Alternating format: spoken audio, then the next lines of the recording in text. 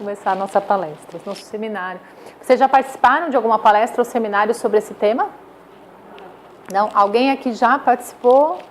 Com exceção dos mais velhos? Sim? Tá bom. Bacana.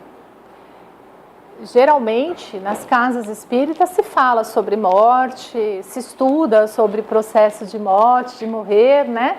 É um tema que é bastante abordado, sob o ponto de vista, principalmente do desencarne, do momento do desligamento da alma, né? Do seu corpo, e depois os destinos, né? Do além, né? Para onde que vai, né? Como é que se comunica, etc. e tal. Esse seminário tem uma proposta um pouco diferente, visto que o outro ponto de vista é bastante abordado, bastante refletido, vocês têm apostilas, livros, etc. e tal. Então, a minha proposta hoje, como espírita, sim, mas também tanatóloga, psicóloga, é falar sobre a temática do processo de morrer e da morte, também e a partir de outros aspectos, né, que não são comuns a gente encontrar, aliás, não são falados, infelizmente. E tem alguns motivos para isso, para esta escolha, vocês vão entender aí no andar desse seminário. Que imagem vocês estão vendo? Um pato? Um pato ou um coelho? Então, o nosso cérebro, primeiro, ele tenta identificar uma imagem, e depois, aí se a gente prestar mais atenção, por mais algum tempo, a gente vai poder perceber, tem gente que não viu o coelho ainda, é isso, né? Não, né? Tá, tudo bem. Então, o coelho, veja bem, tá ali, o bico do pato é a orelha, né? E o rabinho do coelho tá aqui, ok? Isso. Então, porque realmente isso acontece, isso a gente chama de figura e fundo também, né? Numa imagem eu tenho dois animais representados. Mas nós temos facilidade para primeiro reconhecer um e depois vamos ter que gastar um certo tempo, pesquisar mais a imagem e vamos descobrir que tinha mais coisas nessa imagem. Então, o seminário como o de hoje, ou mesmo as palestras, né, que são feitas às segundas, os cursos, tem também esse viés, né, que a gente possa ressignificar alguns conceitos, que a gente possa pensar certos temas a partir de um outro lugar, né? Que a gente possa ampliar. Na mesma imagem, a gente vai ver várias coisas a respeito desse tema. Por que a morte é tão importante de ser refletida, de ser discutida? Porque a morte é um tabu. No Ocidente é um tabu. Nós estamos falando a partir do Ocidente, que é onde nós estamos, né? Não se fala. Vocês falam sobre morte no jantar, com os filhos, né? Vamos discutir se eu morrer, se você morrer, se você... Não. A morte foi banalizada, e nós vamos demonstrar isso, mas de maneira geral ela é um tabu. E tudo que é um tabu se complica. Qualquer tema que a gente torna ele um tabu, e é um tema humano, já é complicado. Agora imagina a morte, que é inevitável, né? Não dá para não morrer. Daqui a 60 anos, nenhum de nós acho que vai estar nessa sala. Talvez ela. Talvez ela. Né? Mas a maioria de nós já não estaríamos aqui. Então, como é que vai ser o nosso processo de morte? Como é que a gente quer, né, ou gostaria que fosse o nosso processo de morte? Eu sempre pergunto isso, vou tornar a perguntar, porque cabe uma reflexão para quem ainda não teve uma palestra minha sobre morte. Quem gostaria de morrer papuf? Morte veio e levou, rapidinho. Pode levantar a mão, quero ver. Quantas pessoas querem morrer rapidamente? Rapidamente? Quem gostaria de ter a morte processo? Uma coisa mais prolongada, com mais tempo. Minoria, sempre minoria, gente. Eu já falei para 500 pessoas isso e eu acho que morte processo teve 4, 5 pessoas só que ergueram a mão. Tudo bem. Agora vamos fazer um exercício de criatividade, né? Vamos imaginar que a morte está ali, na Manaus 341, ali na porta, está nos aguardando. Ela vai só esperar eu terminar, é claro, o seminário, e nós vamos sair, ela vai nos levar embora. Tudo bem, Papuf? Tudo bem. Daqui 2 horas? É rápido, mas não já. Pois é. Pois é. Então, o que acontece? O que geralmente acontece? Né? Eu quero, sim, mas não agora. Eu quero sim, mas com 95, 100 anos, dormindo, coraçãozinho para, uma coisa muito tranquila, indolor. Pois é, mas eu vou trazer dados que vão mostrar que esta morte, ela é a mais rara, ela é uma das mais raras, né? A gente quer muitas vezes o que não é possível na nossa programação reencarnatória, né? E por que a gente não quer ir agora com a Dona Morte daqui 2 horas ou daqui 1h45?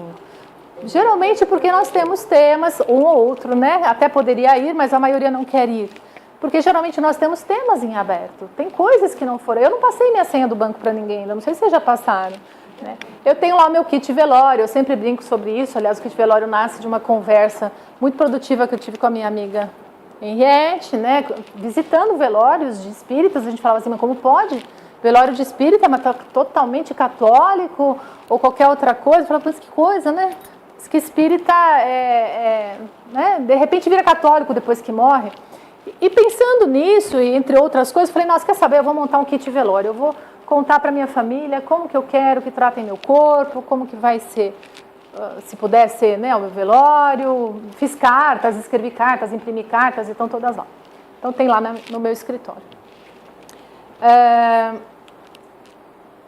Mas tem alguns motivos, então, que eu vou deixar mais destacados para a gente estar aqui hoje, nesta noite, conversando.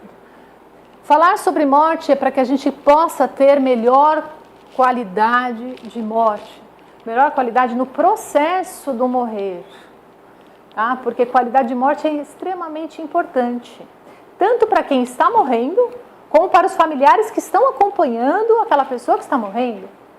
Porque é muito desgastante, é muito difícil nós acompanharmos um processo de morte de um parente, de um ser querido, de um amigo, e perceber que ele não está recebendo, né, os cuidados necessários, os mínimos cuidados necessários nesse processo.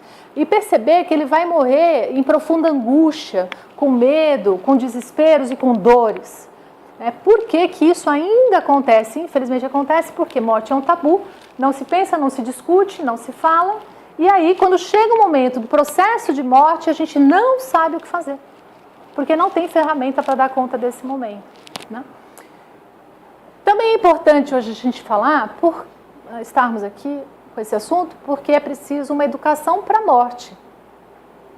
E quando nós nos educamos para a morte, nós também estamos nos educando para a vida. Porque sob a perspectiva da morte, eu repenso que vida que eu ando levando, o que eu ando fazendo da minha existência. Se a morte realmente, tudo bem, ela não está aqui agora, acho que não está, mas vamos dizer que ela esteja daqui 2 dias me visitando. Como é que eu vou viver esses 2 dias? Eu vou sair de casa brigada, eu vou dizer que eu amo ou não vou dizer que eu amo? Vou pedir perdão ou não vou? Vou perdoar ou não vou? Com que qualidade emocional, com que qualidade psíquica eu vou viver as próximas 48 horas? Será que eu vou deixar escorrer, né, pelo ralo esse tempo tão sagrado que é o tempo de... A única coisa que nós temos é tempo de vida, né, gente? Não tem mais nada. Mais nada, né? Tudo bem que a alma vai levar o que ela aprendeu, o que ela fez, tudo bem. Mas agora, para usar aqui na Terra, nós só temos tempo, né, que é nosso, por enquanto, mas ele está escorrendo. Mais um motivo, como dialogar sobre a morte, a minha ou a do outro? Como acolher em mim esse sofrimento, essa angústia, e como acolher no outro? Outro dia eu recebi uma ligação de uma pessoa muito querida, falou, Cláudia, o avô do meu namorado morreu. O que eu falo para ele? Para o meu namorado? Eu não sei como me comportar no velório, eu não sei o que dizer para ele, eu tenho medo de ser invasiva, tenho medo de ser fútil na minha fala. Então, quer dizer, nem o que falar para alguém que está no velório, a gente sabe, a gente não se prepara. As crianças foram retiradas deste ambiente, as crianças não foram informadas que as pessoas morrem, né? Então, nós não crescemos... Estou dizendo assim, sempre a maioria, não é todo mundo, né? Mas a maioria de nós não foi educado também para saber acolher e saber comunicar as questões de morte. Aqui hoje, eu espero que a gente consiga mais instrumentos para nós lidarmos com aquilo que é inevitável. Eu não sei se eu vou ter que enfrentar ainda um chefe raivoso na minha encarnação, mas eu sei que eu vou ter que enfrentar a morte, né? Isso é certeza. Então, a ideia e a gente tem instrumentos para isso. Aqui é uma pesquisa grande que foi feita em 2010 sobre qualidade de morte, um ranking que fizeram com 40 países, né? Qualidade de morte. E dos 40 países analisados, o Brasil ficou em 38º lugar. Só perdemos para Uganda e para a Índia. Lá morre-se pior que aqui. Então, vocês estão pensando em ir para a Índia morrer lá, não vão. Porque morre-se muito mal na Índia. Melhor lugar para se morrer é Inglaterra. Tá? Muito à frente de nós, Inglaterra, por quê? Porque a Inglaterra, né, é o berço da tanatologia. Na Inglaterra, uma enfermeira querida chamada Cicely Saunders, ela fez um trabalho maravilhoso sobre cuidados, né, dos pacientes moribundos. E é dali que nasce cuidados paliativos. Paliativos nasce a partir de Cicely Saunders e de Elizabeth Kubler-Ross nos Estados Unidos. Então, morrer na Inglaterra é uma boa pedida, tá? Realmente é legal. Pra vocês terem uma ideia, o Brasil está aqui, tá? Então, vocês percebem o quão melhor é estar lá na Inglaterra, ou na Austrália, ou na Nova Zelândia, ou na Irlanda, ou na Bélgica, ou na Áustria, ok? Noruega, Alemanha, Canadá, por aí vai. São os primeiros dessa lista. Então, o que é que a gente quer falar? Qualidade de vida, todo mundo sabe o que é, né? Qualidade de vida é uma expressão comum. A maioria das ações do ser humano, ostensivamente, tem como objetivo a melhora da qualidade de vida. Mas qualidade de morte já é outro assunto. A morte, embora inevitável, causa sofrimento ao ser contemplada. E em muitas culturas falar dela é um tabu, como a nossa. Então, de acordo com a Aliança Mundial de Cuidados Paliativos, menos de 8% das pessoas que precisam desses cuidados têm realmente acesso a ele. Alguém já ouviu falar em cuidados paliativos aqui? Eu, domingo, coincidentemente. Domingo? É. É a expressão que se usa para as questões terminais, é isso? Não se usa mais Então, para paciente terminal? não só. Quando a gente recebe um diagnóstico difícil, por exemplo, de câncer, já é para entrar paliativos. Ok? Porque não é paliativos não é porque está morrendo, gente. Não é isso, tá? É para ganhar muita qualidade de vida quando você está caminhando com uma doença difícil. Então, receber o diagnóstico já pode entrar, sim, paliativos. Não sei se eu vou morrer deste câncer ou não, mas eu posso acionar uma equipe, se eu tiver acesso a ela. Tomara que tenha, porque a equipe de paliativos é bem completa. Ela tem psicólogo, ela tem fonoaudiólogo, ela tem fisioterapeuta, ela tem TO, ela tem médico, tem assistência social. Então, todos os temas, tem assistência espiritual, é muito importante em paliativos. Então, todos os temas que abrangem o ser humano, cuidados paliativos vai entrar para amenizar. Todas as dores são contempladas. Então, hoje, o que a gente tem? Malemar um controle de sinais e sintomas físicos. Quando eu digo malemar é porque eu sei, né, que eu estou nos hospitais e é como acontece. Infelizmente, o controle até de sinais e sintomas é precário, né, quando vai avançando, principalmente sentido da morte. Então, o que é uma qualidade de morte, gente? Ela é avaliada pelo índice de respostas positivas a essas questões. Então, qual é o grau de conforto físico, psicológico e espiritual que o enfermo recebe na fase terminal da sua doença? Suas dores são aliviadas adequadamente? Adequadamente está dopado para ficar sem dor? Não está adequado. Não está adequado. Porque a ideia é chegar numa dosagem de morfina, opioide, na qual a pessoa tenha lucidez, esteja sem dor, para que a gente possa interagir com ela o máximo possível até a partida, se possível for. Suas necessidades de mobilização, né, são proporcionadas de forma satisfatória? Seus questionamentos são respondidos com veracidade, respeito e clareza? Aqui é um grande entrave que os profissionais da saúde já apresentam, né? Na hora de comunicar um diagnóstico, na hora de comunicar a família, que a gente chama de comunicação em situação de crise. A gente percebe que nem sempre os profissionais dão conta. Muitos médicos chamam o psicólogo para poder informar que a pessoa tem um prognóstico difícil, enfim. Seus medos, suas angústias são acolhidas, respeitadas, trabalhadas por profissionais devidamente preparados? Se em razoável estado de lucidez, seus desejos são atendidos com mínimas restrições, somente aquelas absolutamente incontornáveis, quer dizer, O paciente está próximo da morte e está com vontade de comer um doce e é diabético. Sei lá, isso é uma coisa boba. De repente uma feijoada, não sei, né? Todas essas vontades podem ser respeitadas? Vão ser respeitadas, né? A restrição é uma desumanidade perante a morte, né? Então, só realmente o que for incontornável. Nessa mesma condição de razoável lucidez, suas vontades são respeitadas pelos circunstantes? Quer dizer, o moribundo tem voz? Né? Ou será que estão todo mundo decidindo tudo para ele? As pessoas sabem o que ele quer, o que ele precisa, o que ele deseja, quais são os medos, quais são as vontades?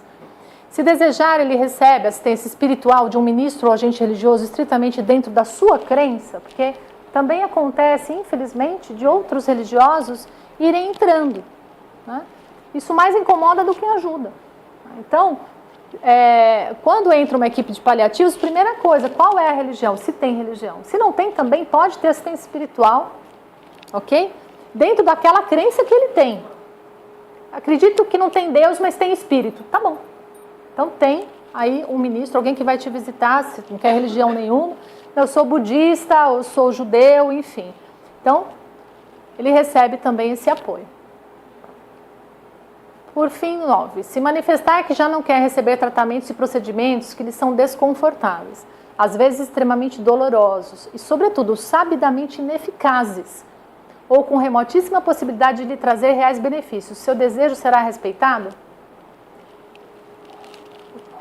Paciente de 85 anos, metastático, com retorno de câncer, não quer ser entubado, não quer ir para a UTI, não quer mais receber quimioterapia, não quer receber radioterapia, porque está sendo muito custoso, né? Estava sendo muito doloroso. Então, é preciso levar em conta a vontade da pessoa, mas mais que isso, né? Como a família dar conta de alguém que não quer mais?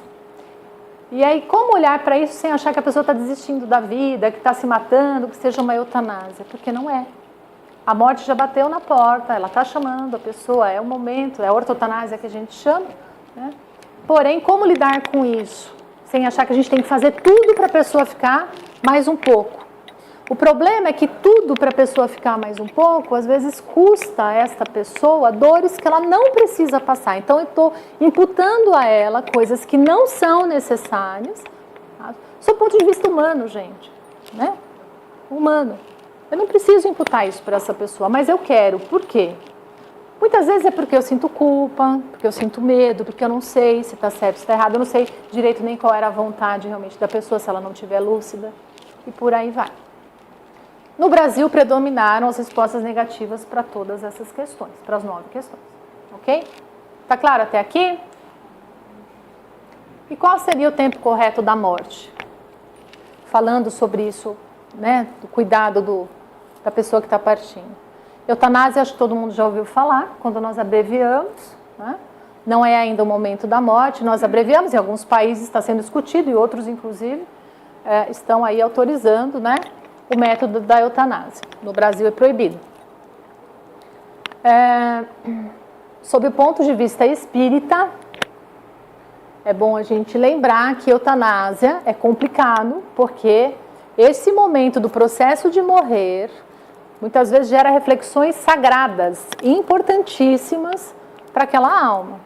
Então, também não quero que sinta dor, então vou dar morfina a mais, a pessoa vai antes do tempo, que seria eutanásia. Nós não sabemos que tipo de reflexão aquela alma está tendo, né? Que qualidade de reflexão, isso pode prejudicar ao invés de ajudar, né? Agora, a distanásia é o que eu tinha falado antes, é a obstinação terapêutica. É quando o médico fala assim, principalmente os oncologistas, né? Eu vou investir no paciente, eu quero investir no paciente. E parece um mantra. Não, preciso investir, não posso deixar morrer. De jeito nenhum. É como se quisesse matar a morte. É como se isso fosse possível, esse braço de ferro, né? Então, o que acontece? Isso eu passei com a minha irmã e já estou passando com o meu irmão agora também. Então, posso falar porque acontece mesmo, porque vivi isso muito de perto. A distanásia. Vou até usar o exemplo da minha irmã para deixar mais claro. A minha irmã estava com retorno de câncer, com metástase, todo o sistema linfático dela foi tomado, os pulmões foram tomados e os ossos. Claríssimo para mim que ela estava morrendo e que ela precisava morrer, que era uma caridade deixar ela morrer, inclusive. Mas não foi falado para ela em nenhum momento. Então, nós entramos e conversamos, mas os médicos não falaram. E aí, numa noite que eu estava passando aquela noite com ela, passou um nefro, um cirurgião, e ele diz, nem me olhou, nem perguntou nada, foi direto para ela, falou, como vai a senhora? Vim te avisar que amanhã cedo a senhora entra em cirurgia às 7 da manhã. E aí eu levantei, eu falei, como assim cirurgia às 7 da manhã? Não, o que ela é sua? Eu falei, é minha irmã. Então, ela vai entrar em cirurgia porque a gente vai pôr um duplo J no rim, porque o rim está parando. Eu falei, sim, eu sei que o rim está parando, mas o rim está parando, o outro rim está parando, a bexiga está parando, o coração o pulmão está parando, está tudo parando. Não é só um rim. Ele falou, mas eu vou salvar o rim. Porque eu sou o médico que está autorizado para salvar o rim da sua irmã e eu vou salvar o rim, porque ela está muito inchada. Eu falei, não, ela está inchada porque ela vai morrer, porque o sistema linfático está tomado. Então, é como se o corpo da pessoa fosse pedaços, não fosse um sistema completo. Eu assinei um documento pedindo para não e operaram a minha irmã na manhã seguinte, porque naquele hospital não tinha cuidados paliativos, não me escutaram, eu era só uma irmã, eu não tinha poder de decisão. Isso é distanásia. Minha irmã morreu 4 dias depois dessa cirurgia, ok? Com dor. Não conseguiram nem controlar a dor dela direito, porque eles não sabiam manusear a morfina naquele hospital, infelizmente. Isso, para mim, foi muito difícil. Imaginem vocês, para mim, como é que foi viver a morte de uma irmã, com essa falta de qualidade total. Foi muito difícil, até adoeci depois.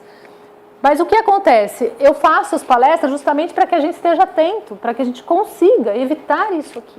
Porque quando está acontecendo a distanase, às vezes a gente acha que é um heroísmo médico. E não está sendo heroísmo, está sendo um medo, né, de que a família vá processar o médico porque o médico deixou morrer. São medos que estão aí por baixo. Mas hoje distanase aqui é crime, viu, no país. É que é difícil encontrar o limiar, né? Isso aqui está na lei, não pode praticar distanase. Mistanásia, um exemplo mais simples é quando nós estamos num voo e a comissária diz, algum médico a bordo, temos uma pessoa passando mal, e aí se tem algum médico, o médico não levanta a mão e a pessoa morre, né? Esse médico, ele cometeu mistanásia. Ele poderia ter salvo e se omitiu, é uma omissão, ok? Existe a mistanásia social, que é quando nós vemos que estão pessoas morrendo na rua, passamos reto, que nem o levita da parábola do bom samaritano, né? Que nem o doutor da lei que passa reto, aquilo lá foi mistanásia, tá bom? Mas passou um samaritano e ajudou. A ortotanásia é o nosso objetivo, que é a morte no tempo certo. A morte quando tem que acontecer, ok? E aí, como saber quando é o momento certo da morte? É difícil, mas às vezes é muito claro quando é o momento da morte. Basta a gente respeitar que ela venha. Vamos fazer todo o tratamento possível. Quando não dá mais para ter cura, nós vamos cuidar para que a ortotanásia aconteça. E essa aqui, Elizabeth Kubler-Ross, ela está conversando com a madre. Essa é uma médica fantástica. No seu livro sobre a morte e o morrer, que é publicado em 69, ela descobriu que nós vivemos 5 estágios na fase da morte. E do luto também, viu, gente?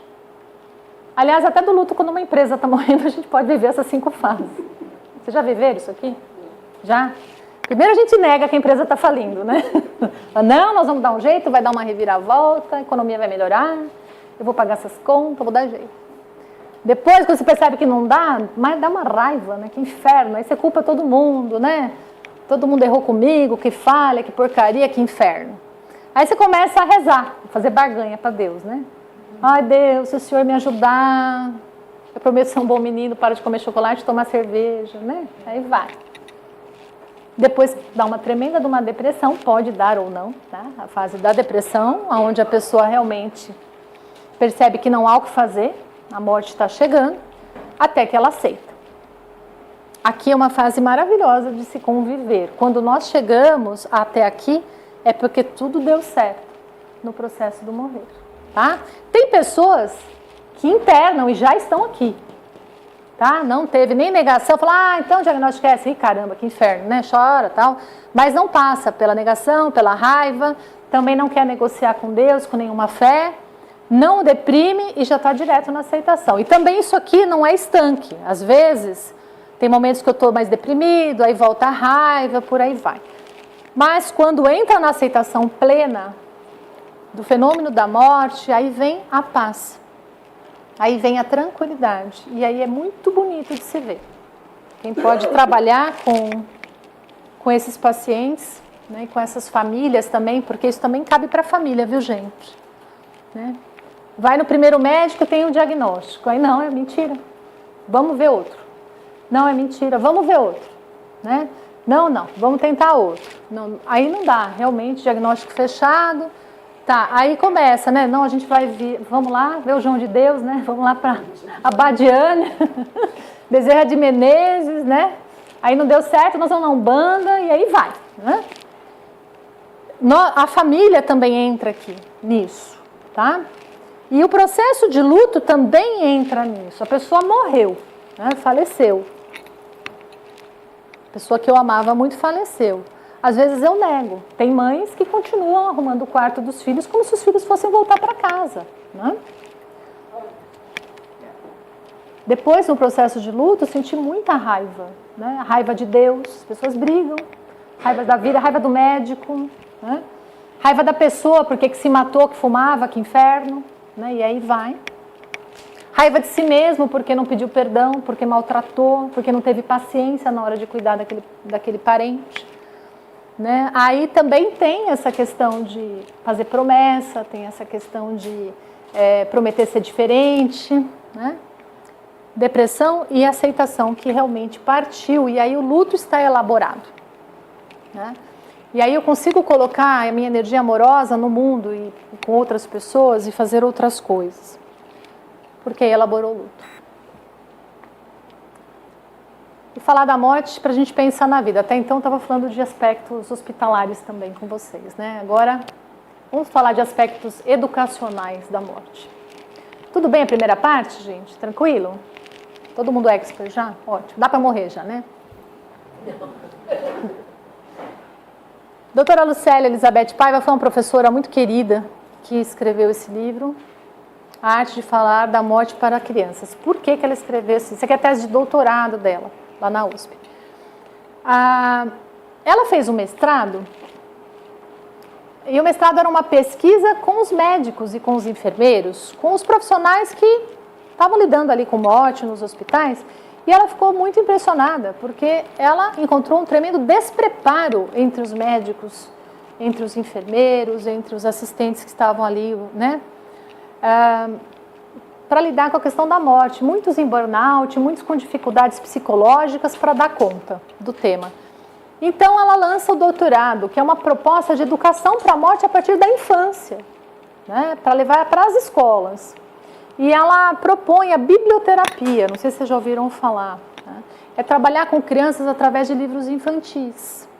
Então aquele livrinho que tem, sei lá, um ursinho, né? O ursinho está lá brincando com os amiguinhos, está tudo legal, está tendo uma vida tranquila e de repente a mamãe morre.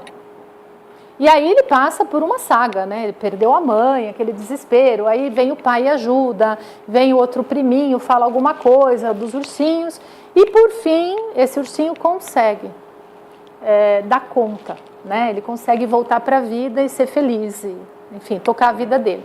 Então a criança, ela entra em contato com esse personagem, com o urso, e ela se identifica.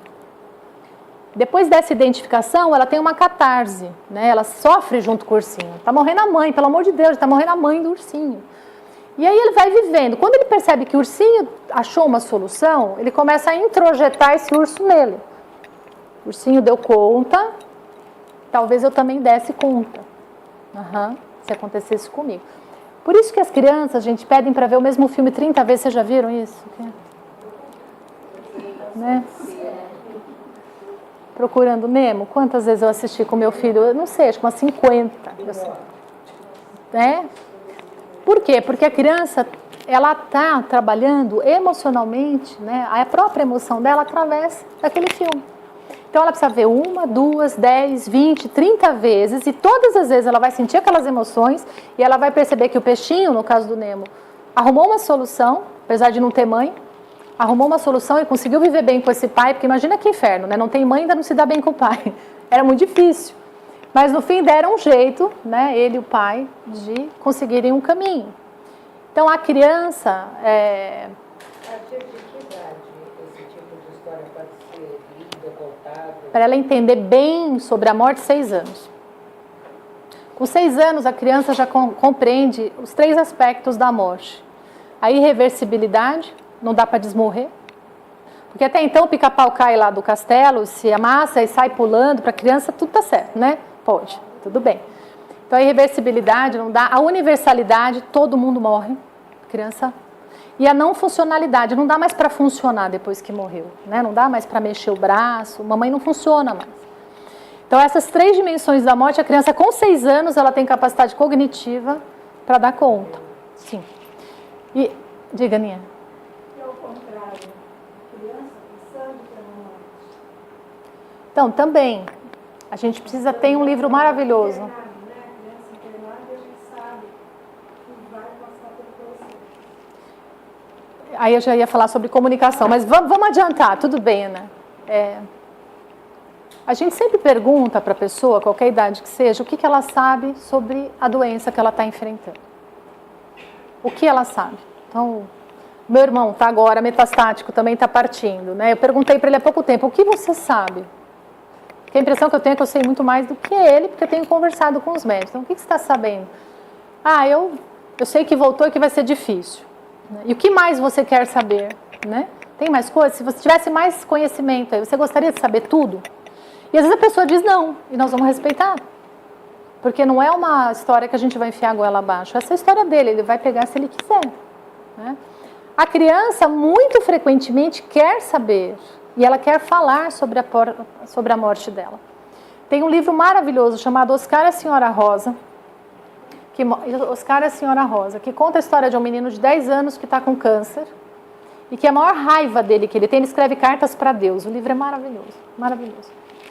Ele escreve cartas para Deus. E uma das cartas que ele escreve com muita raiva é porque os pais não aguentavam falar sobre a morte dele. E ele falava, mas se meus pais não falam comigo, com quem que eu vou falar? Eu sei que eu estou morrendo. Por que as pessoas ficam com essa cara de desespero ao meu redor e não falam comigo? Como se eu não existisse, como se eu não tivesse capacidade de compreender o que está acontecendo. Então é claro que cada caso é um caso, porém, muito frequentemente, sim, a criança quer saber e ela quer falar sobre os medos, sobre as esperanças, ela quer falar. E quando ela não fala, ela sofre muito. Okay? A biblioterapia é uma desculpa para a gente abrir esse tema para as crianças. Né? Então, de novo eu trago exemplo. O Gabriel, meu filho, com 6 anos de idade, morreu o peixinho, que era beta, chamava beta, era um beta. E ele boiou. E aí eu entrei no quarto dele, meu marido entrou junto, meu marido, a hora que viu o peixinho boiando, ele pegou o peixinho, correu, jogou na privada e apertou assim, a descarga.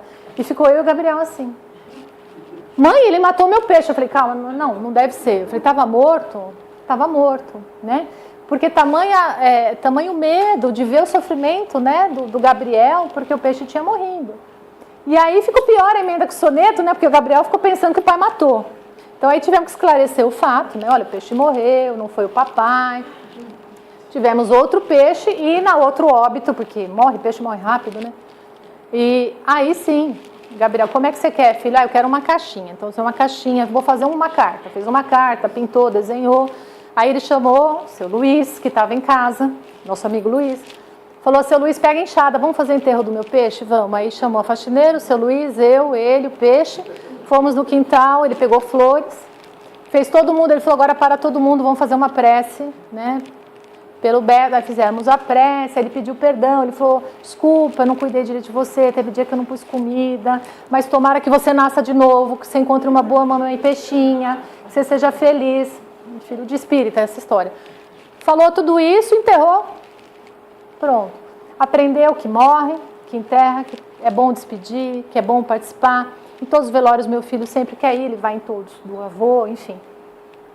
não é nenhum bicho de 7 cabeças, não traz transtorno mental e protege. Né? Protege a criança. Aí nós podemos nos tornar adultos que dão conta das perdas. Né? Porque o mundo é assim, é impermanência. Se você não ensina um filho que é impermanente, tudo é impermanente, inclusive a vida, ele vai achar que, né, que tá tudo certo sempre, que nada, que não entra sofrimento na história. E aí quando entra, não sabe como dar conta. Esse livro bárbaro do professor José Herculano Pires, chamado Educação para a Morte, porque ele, filósofo, né, percebeu a necessidade. E aí ele traz o exemplo de Sócrates, que está aqui representado nessa tela. A morte de Sócrates foi descrita por Platão no livro A República. Eu fiz uma palestra essa semana sobre isso, eu dei muita risada. Porque eu falei, vocês vejam, né? Sócrates não escreveu nada sobre ele, né? Foi Platão. Jesus também não escreveu nada. O Buda também não escreveu nada. E eu fico escrevendo, né? Que absurdo. Então, Platão narra, é lindo, a morte de Sócrates. Ele foi condenado a beber cicuta, que é um veneno, porque, segundo os atenienses, ele pervertia os jovens, né? Ele combatia a democracia, enfim.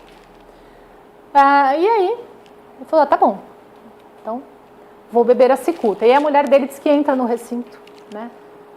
Desesperada. Falou, Sócrates, você foi condenado à morte. Ele falou, sim, mas todo mundo foi. Você também vai morrer, todo mundo está condenado à morte, não sou só eu.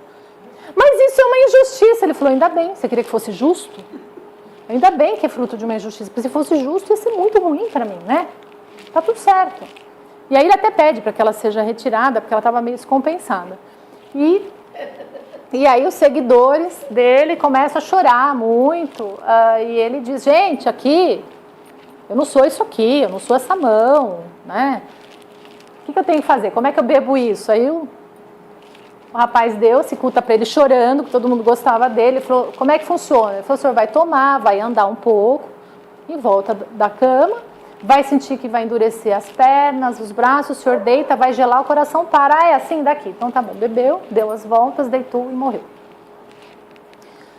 Aí o Herculano já traz ele logo de cara no livro. Por quê? Porque Sócrates estava educado para a morte. Né? Totalmente educado. Por que ele estava educado para a morte? Será que ele só se educou para a morte? Não, porque ele teve uma vida digna de quem vai morrer bem. Porque morre bem, gente, quem viveu bem. Isso é regra. Viveu bem? Morre bem. E o que é viver bem para vocês? Só para saber. O que é viver bem? Pode. Deve. Ser amado. Ser amado. Sem egoísmo. Então você construiu vínculos bons. Sem egoísmo. Ser amado. Viver bem e ser amado. Criar vínculos é bom. Acho que estar em paz também. Estar em paz. Também. Né?